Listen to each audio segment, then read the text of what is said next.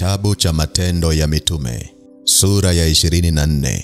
Neno la Mungu linasema, baada ya siku 5, Anania kuhani mkuu akateremka na baadhi ya wazee pamoja naye, na msemi mmoja Tertulo. Nao wakamweleza liwali habari za Paulo. Naye alipoitwa, Tertulo akaanza kumshitaki akisema, kwa kuwa mnapata amani nyingi chini yako, Feliki mtukufu, na kwa maangalizi yako mambo mabaya yanatengenezwa kwa ajili ya taifa hili, basi tunayapokea kila wakati na kila mahali kwa shukrani yote.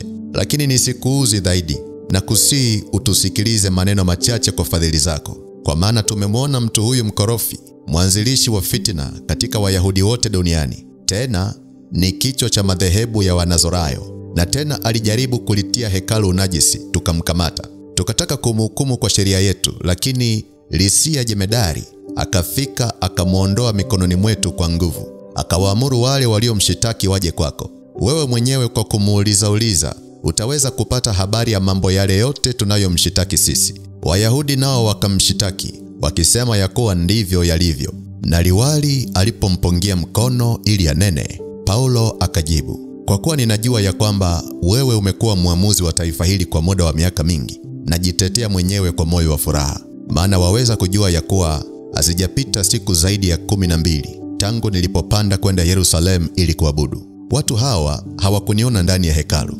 nikihojiana na mtu au kufanya fujo katika mkutano, wala katika masinagogi, wala ndani ya mji, wala hawawezi kuyahakikisha mambo haya wanayonishitaki sasa. Ila neno hili naungama kwako ya kwamba kwa njia ile ambayo waiita uzushi, ndivyo ninavyomwabudu Mungu wa baba zetu, nikiamini yote yanayopatana na Torati na yaliyoandikwa katika vyuo vya manabii. Ninatumaini kwa Mungu, ambalo hata hao nao wanalitazamia, ya kwamba kutakuwa na ufufuo wa wafu, wenye haki na wasio haki pia. Nami ninajizoeza katika neno hili niwe na dhamiri isiyo na hatia mbele za Mungu na mbele za watu siku zote.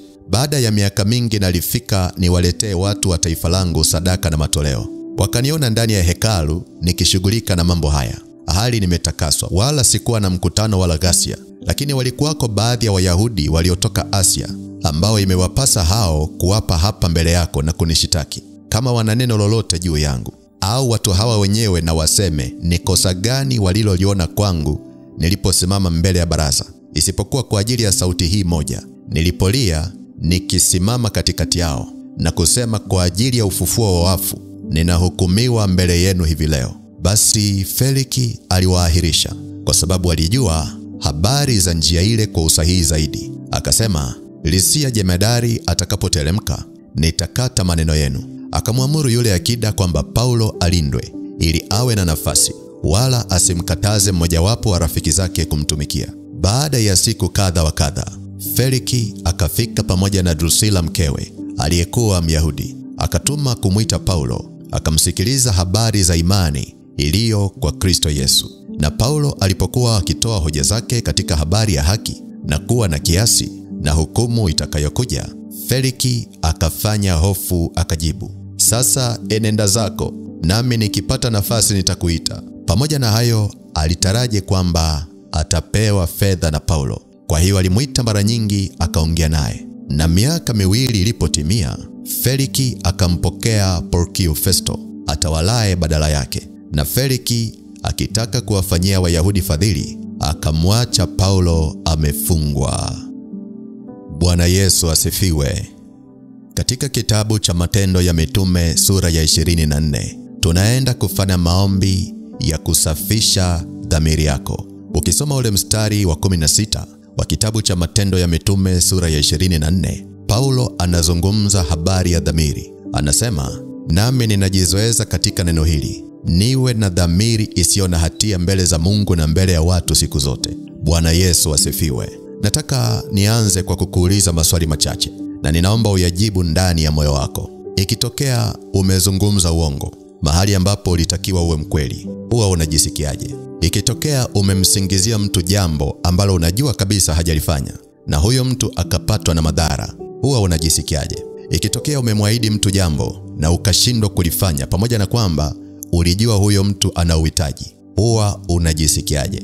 Ikitokea umefanya dhambi na unajua kabisa kwamba umefanya dhambi, huwa unajisikiaje? Ikitokea umemkosea mtu ambaye amekuwa mwema sana katika maisha yako, huwa unajisikiaje? Ikitokea umemhukumu mtu kimakosa, labda umemhukumu kwa maneno au umemhukumu kwa matendo, halafu ukaja kujua ukweli ya kwamba hakuwa na makosa, huwa unajisikiaje? Bila shaka, yakitokea mambo kama haya niliyoyataja pamoja na mengine yanayofanana na hayo, ndani ya moyo wako utasikia kukosa amani. Utasikia kupoteza furaha. Utasikia kupoteza ujasiri. Sasa hiyo hali unayoisikia ndani yako kwenye mazingira kama hayo, ndiyo inaitwa dhamiri. Hebu sema dhamiri. Bwana Yesu asifiwe.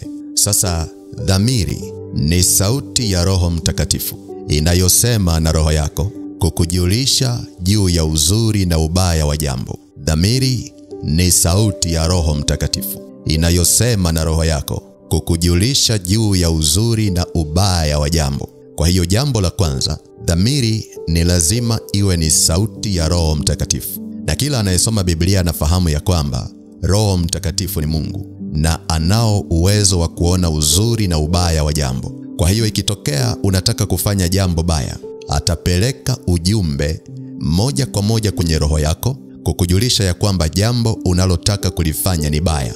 Na wewe kama mwanadamu utajisikia kuhukumiwa ndani ya moyo wako na utajisikia kukosa amani kulifanya hilo jambo. Sasa ni muhimu ufahamu kwamba kila mwanadamu anayo dhamiri. Haijalishi umeokoka, haijalishi hujaokoka, haijalishi unampenda Mungu, haijalishi umpendi Mungu, kila mtu anayo dhamiri. Na ndiyo maana hata kama mtu ni mvutaji wa sigara, huwezi kuona anavuta sigara ndani ya kanisa.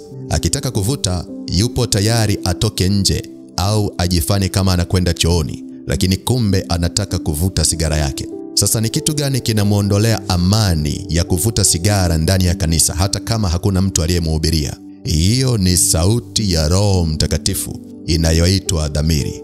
Ndiyo imemuongoza kuto kufanya ubaya ndani ya nyumba ya Mungu. Bwana Yesu asifiwe.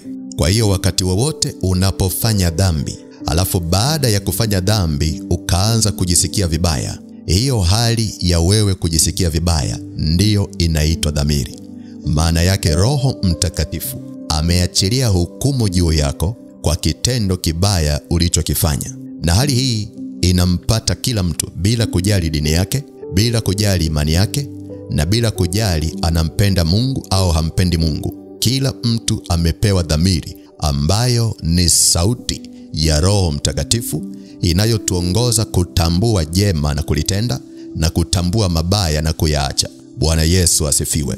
Sasa dhamiri ina tabia zake ambazo ni muhimu sana uweze kuzifahamu. Sasa sitakueleza zote, nitakueleza kwa uchache ili upate mtaji wa kianzio na itusaidie kutupa mwanzo mzuri wa maombi, na ninaomba unisikilize vizuri sana kwa sababu itakusaidia. Bwana asifiwe. Bwana asifiwe. Jambo la kwanza, dhamiri inaweza kukushtaki. Dhamiri inaweza kukushtaki. Ukisoma kile kitabu cha Yohana sura ya 8 ule mstari wa 9, maandiko yanatupa habari ya mwanamke ambaye alikamatwa kwenye uzinzi na alikuwa anakaribia kupigwa mawe mpaka kufa.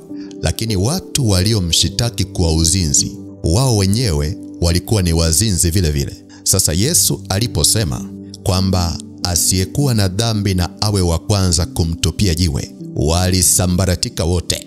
Na maandiko yanasema walishitakiwa dhamiri zao. Walishitakiwa dhamiri zao. Maana yake Roho Mtakatifu akaanza kusemesha roho zao na kuwakumbusha namna ambavyo na wao wenyewe ni wazinzi wa kutupa. Na ndiyo maana ukimsema mwizi wakati na wewe mwenyewe ni mwizi, utajisikia kukosa amani. Muda huo huo, hiyo hali ya wewe kukosa amani ni dhamiri yako inakushtaki. Kwa kipimo kile kile ulichompimia mwingine kinatumika na kwako pia. Bwana asifiwe. Bwana asifiwe. Jambo la pili, dhamiri inaweza ikawa safi. Dhamiri inaweza ikawa safi. Ukisoma kile kitabu cha Matendo ya Mitume sura ya 23 na ule mstari wa 1, Paulo anasema, mimi kwa dhamiri safi kabisa. Mimi kwa dhamiri safi kabisa.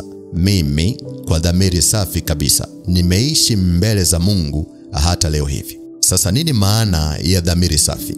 Dhamiri safi ni pale ambapo unaishi kile unachokiamini.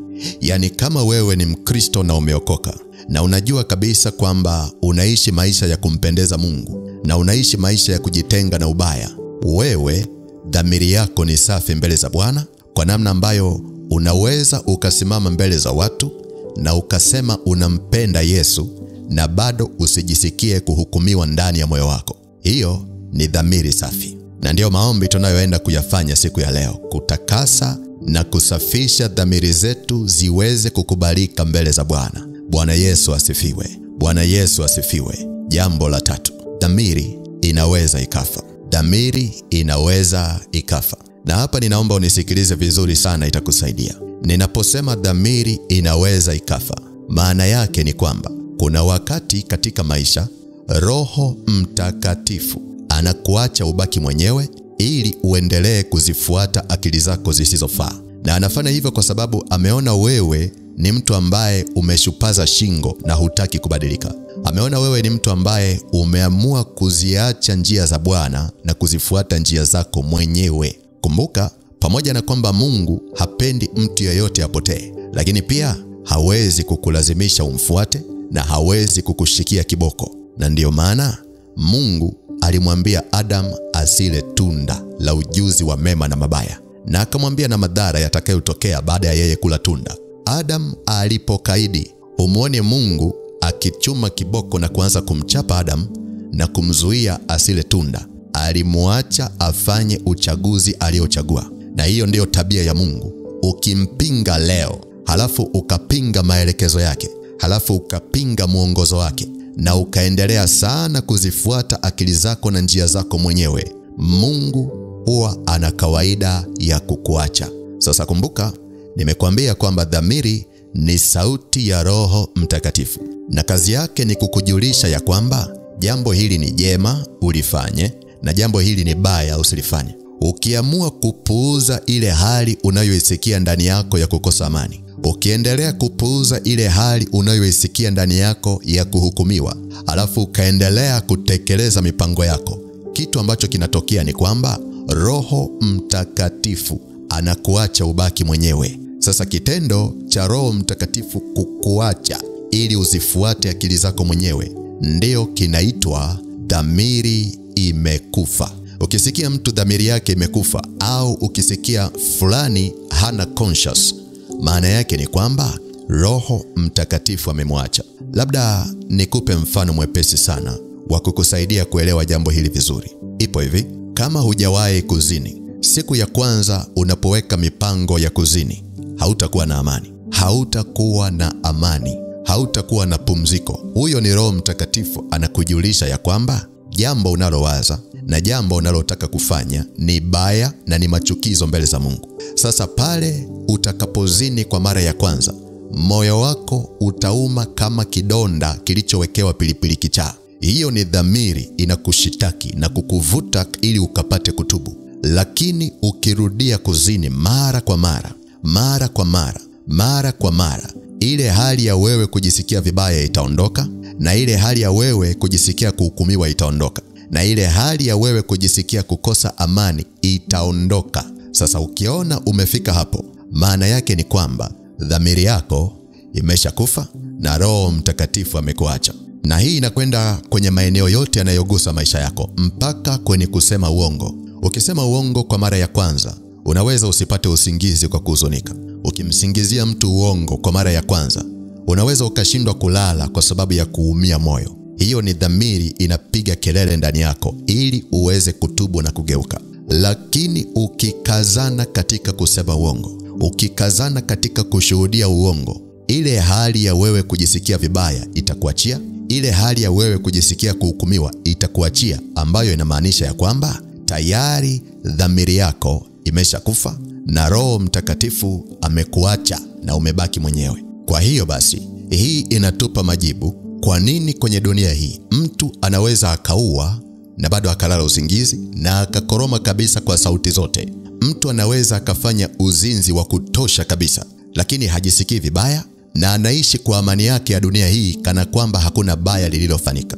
Mtu anaweza akaongea uongo na bado hajisikii vibaya. Mtu anaweza kukufanyia ukatili na bado akaendelea kucheka na kufurahi na maisha yake, na bado akalala na usingizi kama kawaida. Yanatokea hayo kwa sababu dhamiri zao zimeshakufa siku nyingi na Roho Mtakatifu ameshawaacha siku nyingi. Na ndio maana mtu anaweza kukukosea na bado asikuombe msamaha, kwa sababu kwake hajisikii vibaya kukutoa machozi wewe. Hajisikii vibaya kuhukumiwa kukuona wewe unaumia. Inakuwa hivyo kwa sababu dhamiri yake imeshakufa siku nyingi na Roho Mtakatifu alishamwacha azifuate akili zake zisizofaa. Na tuna watu wengi sana sasa hivi katika dunia hii ambao wamefika mahali ambapo hawajisikii vibaya tena, hawajisikii huzuni tena. Watu wamefika mahali pakuwa kama mazombi, yani hawana huruma na watu, hawana hofu ya Mungu. Mtu anaweza akakuzushia maneno ya uongo mpaka unaishiwa nguvu kabisa,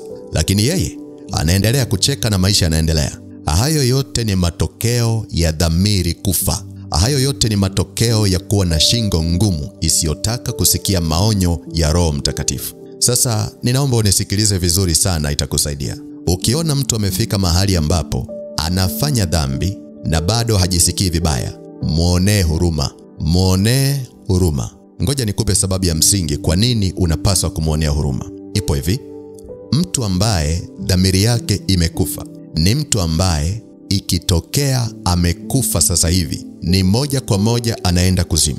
Inakuwa hivyo kwa sababu huyo ni mtu ambaye haoni tena sababu ya kutubu kwa jambo lolote. Huyo ni mtu ambaye hata akitenda dhambi hasikii kutubu ndani yake. Ni mtu ambaye anaenda bora liende. Amesha kufa ndani yake na hana tena kitu cha kupoteza. Amesha kufa ndani yake na Roho wa Bwana ameshamwacha tayari. Kwa hiyo usije ukawaonea wivu watu ambao hawana conscious. Usije ukawaonea wivu watu ambao dhamiri zao zimekufa. Hawa ni watu wa kuwaonea huruma, kwa sababu wasipopata msaada wa haraka wanapotea milele. Unanisikiliza?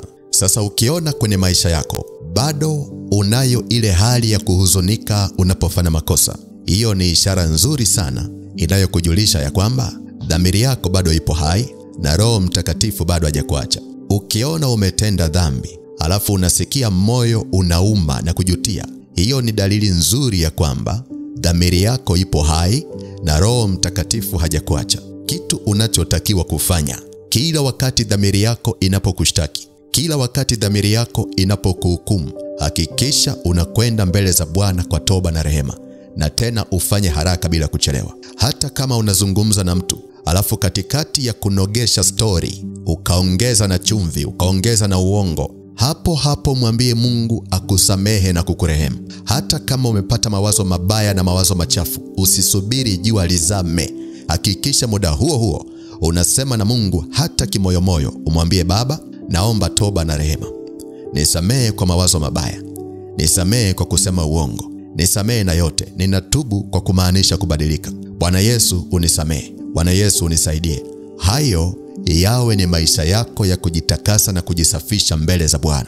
Ukifanya hivyo itakusaidia sana kutunza dhamiri yako isipotee, na itakusaidia sana kutunza mahusiano yako na Roho Mtakatifu yasipotee. Bwana Yesu asifiwe. Bwana Yesu asifiwe. Ninaamini umenielewa. Amen. Sasa kama umenielewa, nataka tuingie katika maombi. Inawezekana muda huu unaponisikiliza dhamiri yako inapiga kelele ndani yako kwa sababu ya jambo ulilolifanya. Ushauri wangu kwako ni huu: usije ukapuuza sauti ya dhamiri yako. Dhamiri ni sauti ya Roho Mtakatifu na haijawahi kusema uongo. Na njia ya kutakasa dhamiri ni kuomba toba na rehema. Hiyo ndiyo njia pekee, kwa sababu toba ndiyo inayotusaidia kurejea kwa Mungu. Toba ndiyo inayorejesha mahusiano. Na ndio maana maandiko yanatuambia kwenye kile kitabu cha Matendo ya Mitume ile sura ya 3 ule mstari wa 19 kwamba tubuni basi mrejee, ili dhambi zenu zifutwe, zipate kuja nyakati za kuburudishwa kwa kuwako kwake Bwana. Kwa hiyo tutafanya toba na rehema na tutaachilia damu ya Yesu isafishe dhamiri zetu, kwa sababu inawezekana Mungu akasamehe dhambi uliyofanya, lakini kama dhamiri yako haijatakasika bado, utakuwa bado unakosa ujasiri wa kusimama mbele za Mungu. Nakutana na watu ambao walifanya dhambi zamani na wakatubu na Mungu akawasamehe, lakini bado mpaka leo wakikumbuka wanakosa ujasiri wa kusimama mbele za Bwana. unatakiwa ufahamu ya kwamba Mungu anapokusamehe huwa anasahau na hakumbuki tena. Kwa hiyo ukiona bado ndani yako huna raha kwa sababu ya jambo ambalo Mungu alishakusamehe tayari, hakikisha unasafisha dhamiri yako kwa damu ya Yesu na kuiondolea taarifa za kukushtaki, kwa sababu Bwana ameshakusamehe. Lakini pia inawezekana katika maisha yako umefika mahali ambapo kuna mambo ulijua ni dhambi na hukuyafanya, lakini sasa hivi unayafanya na unashangaa kwa nini hujisikii vibaya tena. Unashangaa kwa nini ukosi amani tena. Dhambi ni ile ile ambayo ulishindwa kuifanya mwanzo, na dhambi ni hiyo hiyo ambayo sasa hivi unaifanya na hujisikii vibaya. Unaifanya na unajisikia vizuri. Unaifanya na unalala usingizi mzuri. Unisikilize, hiyo ni dalili ya hatari inayokuonyesha ya kwamba Roho Mtakatifu anaanza kukuacha. Kwa hiyo msii Mungu kama ambavyo Daudi alimsii Mungu akamwambia, Baba, ninaomba Roho wako Mtakatifu usiniondolee. Kwa hiyo msii Mungu na wewe pia, na Bwana Yesu atakufanyia jambo jipya. Bwana asifiwe. Bwana asifiwe. Kwa hiyo kama upo tayari, omba na mimi maombi haya, na unapoomba, omba kwa kumaanisha.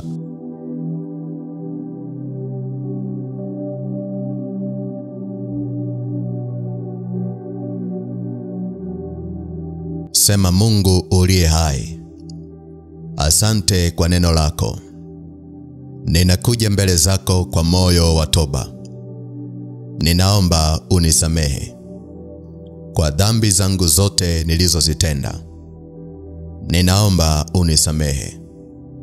Ninaomba unirehemu katika jina la Yesu.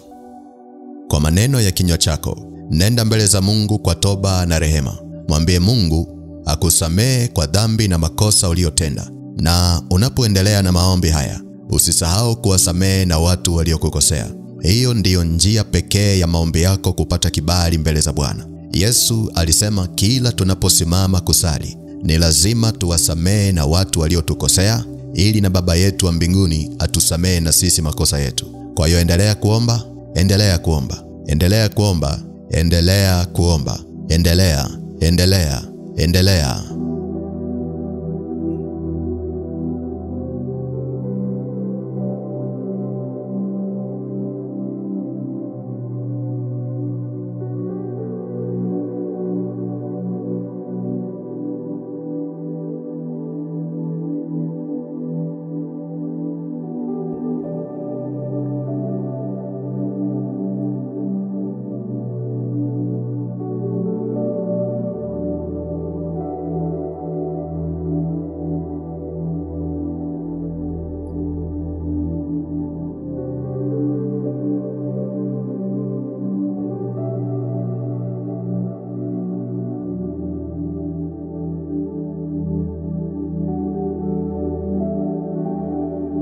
Mungu uliye hai, asante kwa damu ya Yesu iliyomwagika pale msalabani kwa ajili ya ukombozi wetu.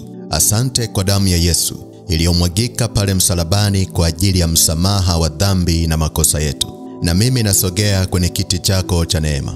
Ninaomba unirehemu na kunisamehe kwa dhambi nilizofanya mbele za macho yako. Ninaomba unisamehe kwa dhambi na makosa niliyofanya kwa kujificha. Ninaomba unisamehe kwa dhambi na maovu niliyofanya kwa makusudi. Ninatubu kwako, ninaomba unisamehe. Ninatubu kwako, ninaomba unirehemu. Nisamehe kwa tabia mbaya zinazochafua moyo wangu kwa dhambi. Nisamehe kwa mawazo yangu mabaya yanayoweka giza la uharibifu kwenye nafsi yangu. Ninaomba unisamehe na kunirehemu Bwana. Ninaomba unisamehe na kunirehemu Bwana. Niondolee hatia za kiroho zinazonifuatilia kwa sababu ya makosa niliyofanya. Niondolee hukumu za kiroho zinazonifuatilia kwa sababu ya maovu niliyofanya. Ninatubu kwako, ninaomba unisamehe. Ninatubu kwako, ninaomba unisamehe. Na mimi ninapokea maelekezo ya neno lako. Maana ulisema kwenye neno lako, tuwasamehe waliotukosea kila mara tunaposimama kusali. Na mimi kuna watu wamenikosea katika maisha yangu. Wapo walionidharau, wapo walionishuhudia uongo, wapo walionitupia mapigo ya kichawi, na wapo walionidhulumu nafsi yangu. Baba wa rehema, ninawasamehe kutoka ndani ya moyo wangu. Ninawasamehe kwa makosa walionitendea. Ninawasamehe kwa mabaya walionifanyia. ninawasamehe na kuwaachilia ndani ya moyo wangu. Ninawasamehe na kuwaachilia ndani ya moyo wangu. Baba wa rehema, haijawa rahisi kukubali kuwasamehe na kuwaachilia waende, maana nafsi yangu ina kiu ya kulipiza kisasi juu yao. Nafsi yangu ina kiu ya kuwaona na wao wakiteseka. Nafsi yangu ina kiu ya kuwaona na wao wakipatwa na mabaya. Lakini nimetubu kwa mawazo yangu na mipango yangu. Ninajikabidhi kwako wewe Mungu usiyeshindwa. Ninakabidhi hisia zangu kwako wewe Mungu usiyeshindwa. Ninaomba uniponye moyo wangu na uniondolee uchungu na majuto. Ninaomba uniponye moyo wangu na uniondolee hasira. Nivike wepesi ndani ya moyo wangu na unipe neema ya kusahau yaliyopita. Nipe neema ya kusimama tena na kusonga mbele, maana ninakuhitaji wewe tu Bwana Yesu. Ninahitaji msaada wako wewe tu Bwana Yesu. Ninajikabidhi kwako Mungu uliye hai. Ukaniokoe kwa wingi wa fadhili zako na rehema zako. Katika jina la Yesu. Katika jina la Yesu. Katika jina la Yesu.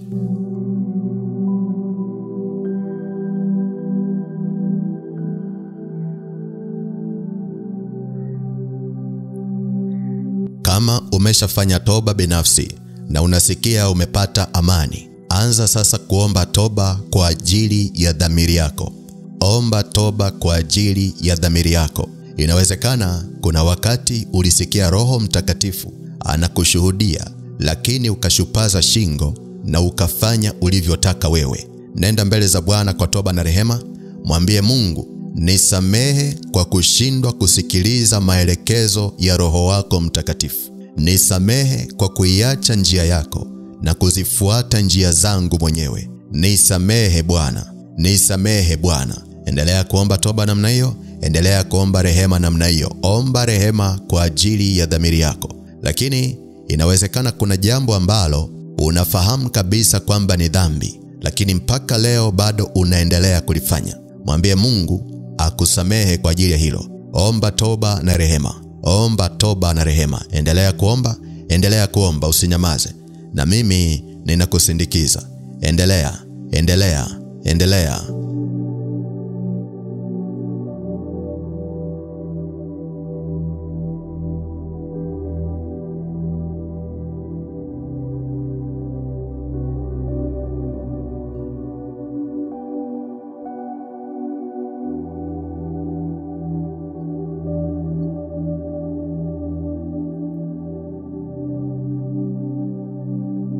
Mungu uliye hai, tunajutia mara zote tuliposhindwa kufuata maelekezo ya Roho wako Mtakatifu. Tusamehe kwa kupuuza mwongozo wake na kufuata akili zetu wenyewe. Tusamehe pale ambapo Roho wako Mtakatifu alituonya juu ya mabaya, lakini bado tukachagua kuyafanya. Tusamehe kwa kumuuzanisha Roho wako Mtakatifu kwenye maisha yetu. Tusamehe kwa kuzichafua dhamiri zetu wenyewe kwa sababu ya dhambi na makosa tuliyoyafanya. Tunaomba utusamehe na kuturehemu Bwana.